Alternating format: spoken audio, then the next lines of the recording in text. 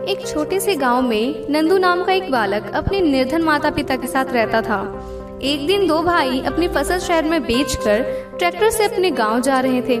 फसल बेचकर जो पैसा मिला था वो उन्होंने एक थैले में रख दिया था। अचानक एक गड्ढा आ गया और ट्रैक्टर उछला और थैली नीचे गिर गई, जिसे दोनों भाई देख नहीं पाए और सीधा चले गए। बालक नंदू खेलकूद कर रात को अंधेरे में अपने घर जा रहा था। अचानक उसका पैर किसी वस्तु से टकरा गया। उसने देखा तो पता चला कि किसी की थैली है।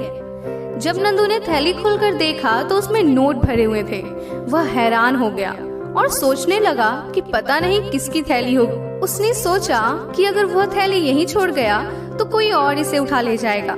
वह मन ही मन सोचने लगा कि जिसकी थैली यह होगी उसे कितना दुख और कष्ट हो रहा होगा।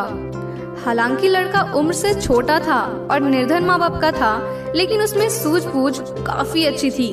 वह थैली को उठाकर अपने घर ले आया। उसने थैली को झोपड़ी में छुपाकर रख दिया, फिर वापस आकर उसी रास्ते पर खड़ा हो गया। उसने सोचा कि कोई रोता हुआ आएगा तो पहचान बताने पर उसे थैली दे दूंगा। इधर थोड़ी देर बाद दोनों भाई घर पहुँचे तो ट्रैक्टर में थैली नहीं थी। दोनों भाई यह जान बहुत निराश हुए, बहुत दुखी हुए।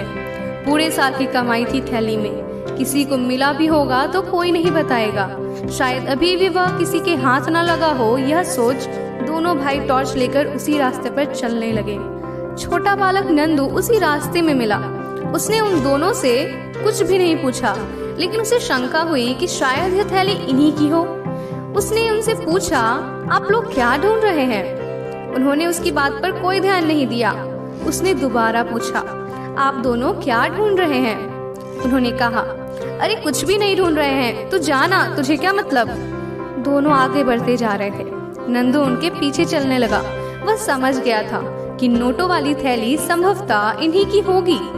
उसने तीसरी बार पूछा तो चिल्लाकर एक भाई ने कहा, अरे चुप हो जा और हमें अपना काम करने दे, दिमाग को और खराब मत कर। अब नंदू को समझ में आ गया कि वह थैली अवश्य इन्हीं की है। उसने फिर पूछा, आपकी थैली खो गई है क्या? दोनों भाई एकदम से रुक गए और बोले, हाँ। नंदू बोला, पहले थैली की पहचान बताइए।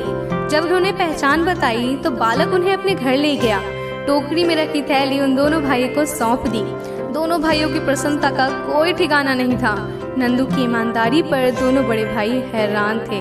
उन्होंने इनाम के तौर पर कुछ रुपए देने चाहे तो नंदू ने मना कर दिया और बोला, यह तो मेरा कर्तव्य था।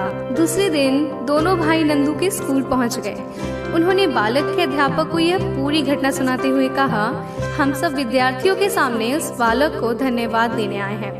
अध्यापक के नेत्रों से आंसू गिरने लगे। उन्होंने बालक की पीठ थपथपाई और पूछा, बेटा, पैसे से भरी थैली के बारे में अपने माता पिता को आपने क्यों नहीं बताया? नंदू बोला, गुरुजी, मेरे माता पिता निर्धन है ना। रुपयों को देखकर उनका मन बदल जाता तो हो सकता है रुपयों को देखकर उसे लौटाने नहीं देते और यह दोनों भाई बहुत निराश होते। यह सोच मैंने उन्हें नहीं बताया। सभी ने नंदू की बड़ी प्रशंसा की। दोनों भाइयों ने उसे कहा, बेटा धन्यवाद, गरीब होकर भी तुमने ईमानदारी को नहीं छोड़ा।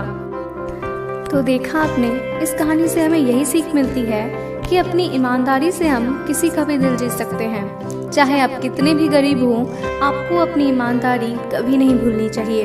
तो कैसी लगी आपको ये कहानी? कमेंट करके हमें ज़रूर बताएं। आपका एक लाइक, शेयर, कमेंट हमारे लिए बहुत मायने रखता है और हमारे मनोबल को बढ़ाने के लिए आप हमारे चैनल को सब्सक्राइब भी कर सकते हैं। Thank you.